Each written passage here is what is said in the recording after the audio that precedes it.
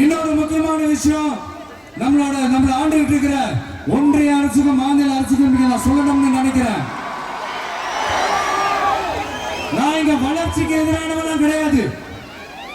ஏர்போர்ட்டை வரக்கூடாதுன்னு நான் சொல்லல, இந்த இடத்துல வரக்கூடாதுன்னு நான் சொல்றேன். இல்ல நான் சொல்லலன்னு வைங்களேன், இவன் வளர்ச்சிக்கு எதிரானவன் அப்படி இப்படின்னு சொல்லி ஒரு கதையை கட்டி ஆரம்பிச்சிருவாங்க. சரி, நமக்கு அதை பத்தி எல்லாம் கவலை இல்லைன்னு வைங்க. எல்லாத்துக்கும் மேல இன்னைக்கு இந்த பூமியில வாழ்ற எல்லா உயிரினங்களோட இருப்பையும் புவி வெப்பமயமாதல் பயமுறுத்திட்டு இருக்கு. அதனுடைய ரிசல்ட் தான் ஒவ்வொரு வருஷமும் இந்த மழை காலத்துல வெள்ளத்துல சென்னை சிட்டி எப்படி தத்தளிச்சுக்கிட்டு இருக்கிறத நம்ம பாக்குறோம். இப்ப ரீசன்ட் டைம்ல எடுத்த ஒரு அறிவியல் ஆய்வுல இப்படி ஒவ்வொரு வருஷம் சென்னையில வர ஃப்ளட்டுக்கு காரணமே இங்க இந்த சுற்றுவட்டார பகுதியில் இருக்கிற சதுப்பு நிலங்களை நீர்நிலைகளை அழிச்சது தான் சொல்லுது.